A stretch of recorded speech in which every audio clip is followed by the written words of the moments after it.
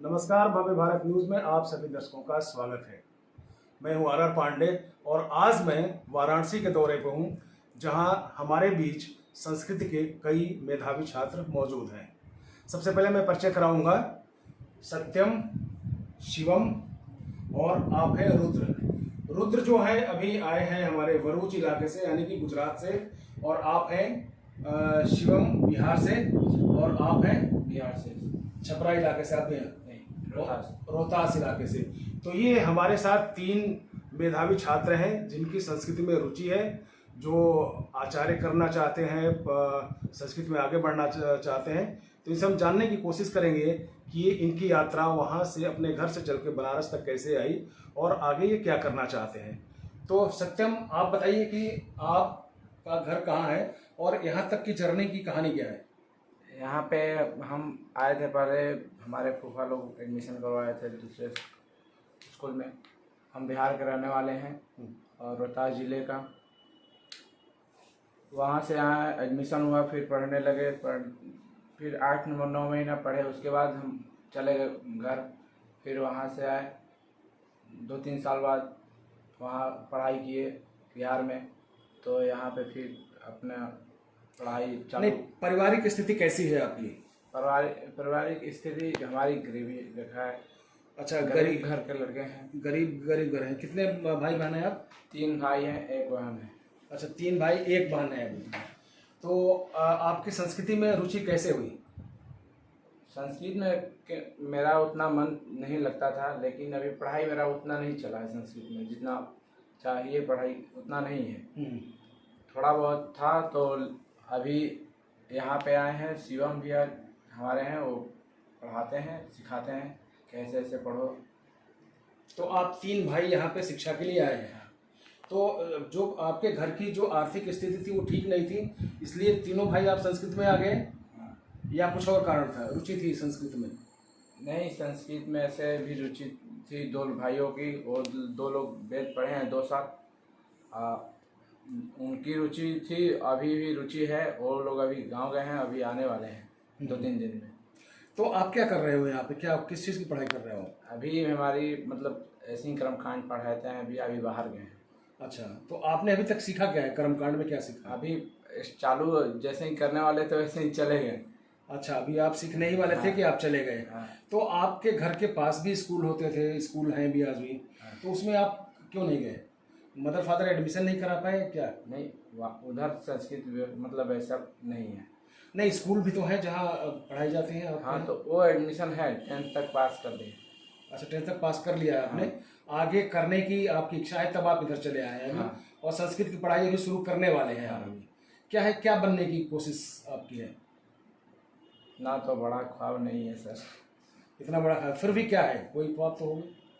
बस अपना गरीबी दूर करने के लिए पढ़ाई थोड़ा बहुत अपना बराबर। मतलब गरीबी दूर करने के लिए आप कुछ संस्कृत जान जाओ, कर्मकांड करना जान जाओ, फिर सत्यनारायण व्रत कथा हो ना जाए, कुछ इस तरह की चीज़ें आप चाहते हो, ताकि आपकी सोच आपकी बड़ी क्यों नहीं रही। घर की स्थिति का चलते। घर की स्थिति में क्या है, फादर क्या करते हैं। किसान है। फादर किसान है, मदर क्या करती है। मदर भी घर पे रहती है। कितने भाई बहन हैं आप। 3 भाई हैं, 1 बहन है। अच्छा, अगर आपको शिक्षा मिल जाए, पैसे मिल जाए, तो तब क्या इच्छा होगी आपकी। पढ़ाई करें। पढ़ाई करेंगे। चलिए, मेरी शुभकामनाएं कि आपको कहीं ना कहीं से ईश्वर व्यवस्था करें और आप आगे बढ़ें। शिवम, आप यहाँ पे संस्कृत की शिक्षा लेने आए हैं, तो क्या आपकी भी मजबूरी थी संस्कृत की शिक्षा लेने के लिए, या फिर किसी गरीबी की वजह से आप यहाँ पे आ गए। गरीबी नहीं, हर एक संस्कृत में अधिकतर छात्रों की आर्थिक स्थिति बहुत कमजोर होती है। बहुत कम ही लोग होते हैं जो संपन्न परिवार से होते हैं। ये लाइन में जो भी आते हैं वो उनकी आर्थिक स्थिति कमजोर होती है। इसके कारण उनके घर वाले सक्षम नहीं होते हैं, तो वो संस्कृत जगह में भेज देते हैं। संस्कृत विद्यालय में ये रहते हैं कि खाने का खर्चा, अपना पहनने का, सब कुछ का विद्यालय देता है, हॉस्टल देती है अपने। तो उसमें उनको घर वाले को भी सहयोग होता है, ज़्यादा आर्थिक उनके ऊपर दबाव नहीं पड़ता है। लड़के पढ़ के अच्छे कामयाब निकल जाता है। ठीक है, अपने हासिल को जो भी उनका लक्ष्य होता है उनकी उसकी प्राप्ति करते हैं। ऐसा संस्कृत जगत में आपको बहुत सारा प्रॉफिट भी होता है। जैसे आप पढ़ते हैं, आपको वेद विद्यालय से आपको स्कॉलरशिप भी मिलता है। उससे आपके आगे की पढ़ाई में भी आपको सहयोग होता है, ठीक है। और जैसे अब रही बात हमारी, तो हम तो जैसे छोटे में 5 क्लास पास करके आए यहाँ पे। 5 क्लास से भी हमारे संस्कृत में उतनी संस्कृत जब जो सब्जेक्ट था मेरा उसमें थोड़ा सा रुचि था, ज़्यादा नहीं था, थोड़ा सा रुचि था, क्योंकि उस समय चंचल मन रहता है, तो उस समय खेलने कूदने का मन रहता है अपना।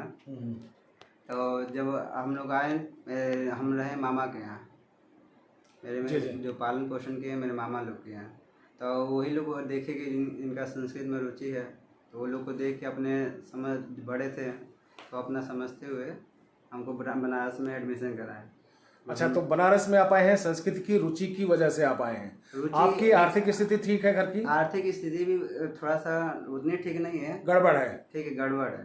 बोले नहीं कि संस्कृत जगत के हर एक छात्र को अधिकतम 100 में से 80% ऐसे छात्र होते हैं इनकी आर्थिक स्थिति कमजोर होती है। लेकिन शिवम, ऐसा देखा गया है कि जितने भी प्रकांड विद्वान हुए हैं, जो भी लोग महान हुए हैं इस देश में, वो सबकी आर्थिक स्थिति खराब ही रही है। आर्थिक स्थिति खराब, आपको क्या बता रहे, 80% जो होते हैं वो उनकी आर्थिक स्थिति खराब होती है, वो अपने बदौलत अपने मेहनत पे अपने जो कर्म करते हैं उससे वो आगे बढ़ते हैं। तो इसीलिए हमारी शुभकामनाएं हैं कि आप उसी तरह से आगे बढ़िए। लेकिन अभी आप कर क्या रहे हैं? अभी इस समय हम बीएड कर रहे हैं। अच्छा, संस्कृत में अभी आपने क्या सीखा है? संस्कृत में हम वेद का अध्ययन किए हैं, शुक्ल यजुर्वेद कांड शाखा। हाँ। पूरा उसका हो गया, संहिता क्या है, उसका निचोड़ क्या है? उसका निचोड़ यही कर्मकांड इत्यादि से रिलेटिव है वो। हाँ। तो वो है, ज्योतिष किए हैं, ज्योतिष भी पढ़े हैं, कुंडली उंडली बना। कर्मकांड में क्या जो 16 अपने संस्कार होते हैं उसके बारे में? 16 संस्कार में शादी विवाह उपनयन संस्कार सब माने करवा लेते हैं लगभग। अच्छा, जितने पूजा कितने संस्कार, किसी एक संस्कार के बारे में पूरा पता है आपको?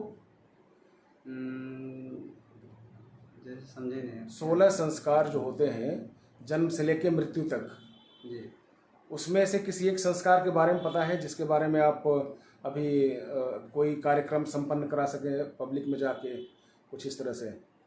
16 संस्कार में सब कर्ण संस्कार है, क्या क्या 16 संस्कार में क्या क्या है? उसके पूरा तो पूरे नहीं है, किसी एक संस्कार के बारे में जानते हैं जो आप कराते हो, पब्लिक में जाते हैं आप कराने के लिए? हाँ, विवाह इत्यादि करवाते हैं। विवाह में कराते हैं। विवाह में 7 फेरे होते हैं जी।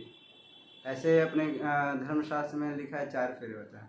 हाँ, 7 फेरे वो क्या बोलते हैं, लौकिक है, लौकिकता के चलते उसको 7 फेरे कराए जाते हैं। लेकिन अपने जो शास्त्र पुराण में लिखे हुए वहाँ पे 4 फेरे लिखा है। 4 फेरे किनके लिए जाते हैं? 4 फेरे जो हैं वो किनके लिए जाते हैं? 4 फेरे का मतलब क्या होता है? वो क्या नाम है आपका, पारस्कर गृह सूत्र में आपके 4 फेरे के बारे में दिया है। उसको उतना डीप से हम अच्छे से नहीं पढ़े हैं, नहीं जानकारी है। मेरे गुरुजी लोग ज़्यादातर हम देखते हैं लौकिकता में, सामाजिकता में जैसे जो चीज़ किया जाता है वो चीज़ पकड़ते हैं, अध्ययन करते हैं। तो अभी 4 फेरे के बारे में ही जानकारी है। अच्छा, लेकिन फेरे कितने होते हैं? 7 फेरे होते हैं। 7 फेरे लोग कहते हैं, लेकिन अपने बुक में ग्रंथ में लिखा है 7 फेरे के बारे में, 4 फेरे के बारे में, सॉरी। जी। हाँ, लेकिन अब 7 फेरे लौकिक परंपरा के हिसाब से 7 फेरे कराए जाते हैं। जैसे नहीं, जैसे अब लोग करा रहे हैं लौकिक भी कहीं लौकिकता को भी प्रबलता दी जाती है और कहीं अपने धर्मशास्त्र को प्रबलता दी जाती है। जो शास्त्र वैदिक ब्राह्मण होते हैं वो लोग 4 परिक्रमा ही कराते हैं।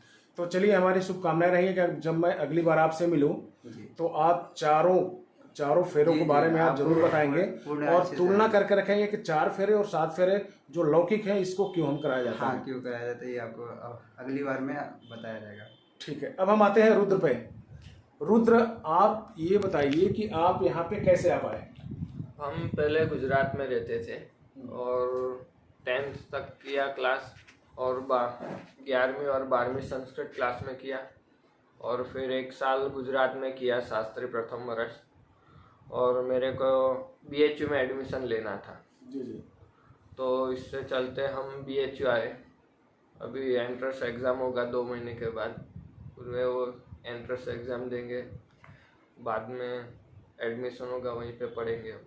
संस्कृति में रुचि है आपकी? हाँ, पहले से। किस चीज़ में ज़्यादा रुचि है? ज़्यादातर कर्मकांड में। हाँ, कर्मकांड को प्राथमिकता क्यों देते हैं? क्योंकि पहले से ही हम रुचि है पूजा वगैरह, भगवान के अर्चन पूजन करने का। नहीं, ये जब मोदी जी आए हैं तब से आपकी नहीं नहीं, ऐसा थोड़ा सा कुछ ऐसे मिला है या शुरू से ही है? शुरू से ही हमारे घर में शुरू से ही परंपरा से। और भी कोई है आपके घर में जो पंडित है? वो पंडित तो नहीं है, पर हमारे यहाँ वरताल स्वामीनारायण टेम्पल है गुजरात में, वहीं पे पहले से हम साधु संतों के साथ पले बड़े हैं और उससे ही हमें वो क्या भगवान के प्रति लगाव हुआ, ऐसा संस्कृति प्रति लगाव हुआ।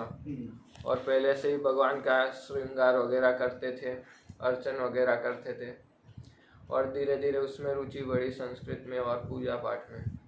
ठीक है, तो ये जो हमारे यहाँ जो 3 छात्र हैं, इनकी जो इंस्पायरेशंस हुई है वो साधु संतों से हुई है। और साधु संत इस देश की सनातन धर्म को ले जाने वाले ये पहली इकाई माने जाते हैं। और ये बच्चे भी उन्हीं के कैटेगरी में आते हैं कि हमारे सनातन धर्म की जो भी क्रियाएं हैं, जो विद्याएं हैं, वो लोगों तक उनको ले जाया जाए और इसके लिए ये बच्चे प्रयासरत हैं। तो कभी भी साधु संतों को हमें अन्यथा नहीं लेना चाहिए और कोशिश यही होनी चाहिए कि अगर आपके दरवाजे पे कोई साधु संत आता है तो वैसे तो उनकी इच्छाएं पहले दिख जाती है कि उनकी नीयत क्या होती है, और ये सब घर की औरतें समझ जाती हैं और पुरुष भी समझ जाते हैं। और जिनकी मंशा है कि वास्तव में साधु वेश में है और साधुता के लिए, साधुवाद के लिए काम कर रहे हैं, तो उनको अपने दरवाजे से कभी खाली नहीं जाने देना चाहिए। नमस्कार।